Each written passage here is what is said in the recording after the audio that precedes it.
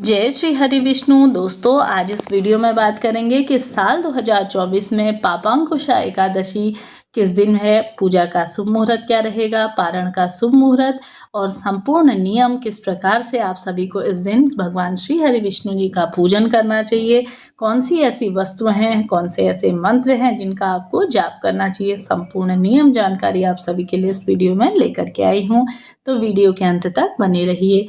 तो अभी आप मेरे चैनल में नए आए हैं तो चैनल को सब्सक्राइब करना ना भूलिए, साथ ही साथ बेल बटन को प्रेस अवश्य से कर दीजिए। इससे क्या होगा, मेरी सभी वीडियोस की नोटिफिकेशन आपको सही समय पर प्राप्त होंगी।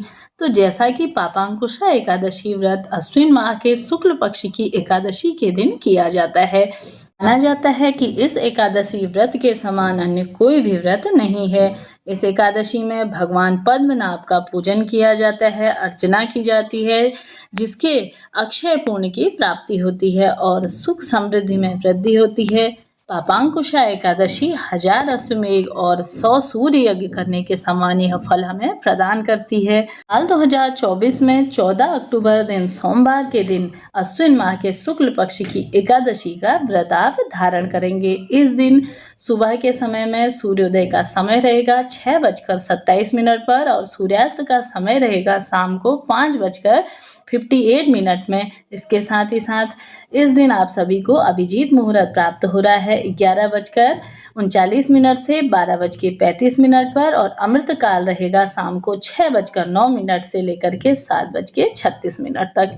इसके साथ ही साथ एकादशी तिथि प्रारंभ हो रही है 13 अक्टूबर को सुबह 9:08 पर यह शुरू हो जाएगी। वहीं इसका समापन होगा 14 अक्टूबर को सुबह 6:41 पर इसका समापन होगा। तो जैसा कि नवरात्रि के बाद पड़ने वाली यह एकादशी, इस दिन भगवान विष्णु और माता लक्ष्मी का विधि विधान से आपको पूजन अवश्य से ही करना चाहिए।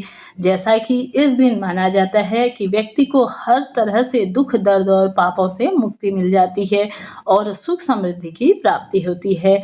इसके साथ ही आप सभी को मैं बताते हुए चलूं कि जैसा कि 10वीं तिथि से ही एकादशी के सभी नियम शुरू हो जाते हैं। 10वीं तिथि के दिन शुद्ध सात्विक भोजन लेकर के आप सभी को भूमि पर शयन करना चाहिए और साथ ही शाम के समय में आपको नमक इत्यादि ग्रहण नहीं करना चाहिए। अगले दिन सुबह ब्रह्म मुहूर्त में जागने के बाद आप सभी को गंगा जल मिश्रित जल से स्नान आदि करके सूर्य देव को अर्घ देने के बाद अपने घर के मंदिर में एक साफ शुद्ध चौकी लगाइए। उस पर लाल या पीले रंग का वस्त्र बिछाकर भगवान श्री हरि विष्णु की जो भी आप सभी के पास फोटो प्रतिमा है उसे आप सभी को लक्ष्मी संगीत का पूजन करना चाहिए। साथ ही साथ आप सभी पीला वस्त्र ले लीजिए, पीले फूल ले लीजिए और साथ ही साथ श्री हरि विष्णु जी का पंचामृत से आप सभी को अभिषेक अवश्य से कर लेना है। हाथ में फूल, अक्षत और जल इत्यादि लेकर के अपने व्रत का आपको संकल्प ले लेना है। पूरा दिन प्रभु स्मरण बिताते हुए, जैसा कि ओम नमो भगवते वासुदेवाय सरल से मंत्र का जाप करते हुए आप सभी को पूरा दिन प्रभु स्मरण में बिताना है। शाम के समय में घी का एक दीपक प्रज्वलित करिए। साथ ही साथ इस दिन आप सभी को रात्रि जागरण का भी विशेष विधान माना गया है। जल और फल इत्यादि लेने के साथ साथ आप सभी को यह व्रत धारण करना है।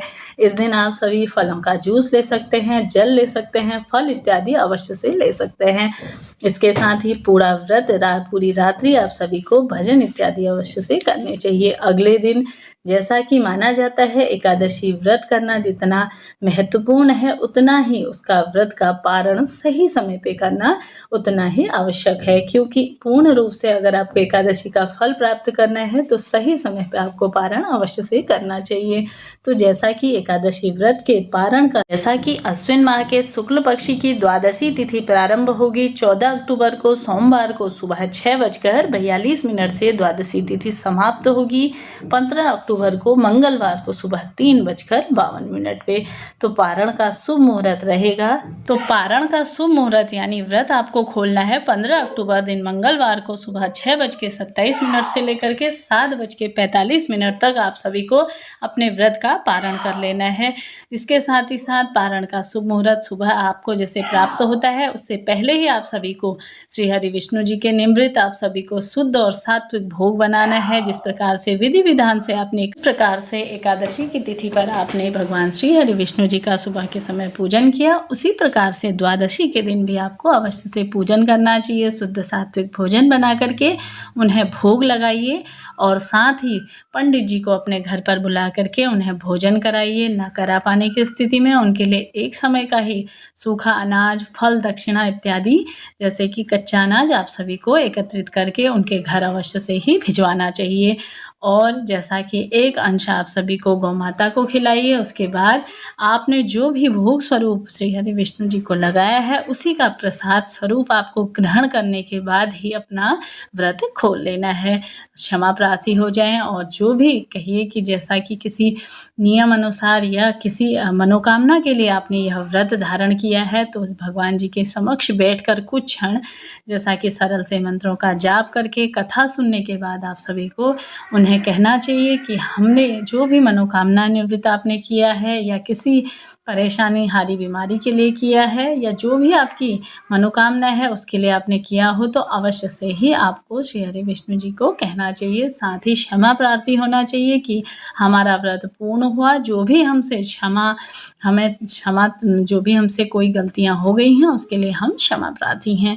इस तरह से एकादशी व्रत के नियम हैं, आप सभी को मैं बताते हुए चलूँगी। मेरे चैनल पर प्रतिदिन आपके लिए कथाएं डाली जा रही हैं, दुर्गा सप्तशती का पाठ डाला जा रहा है, उन्हें सुनिए और अपनी पूजा पाठ को सफल बनाइए।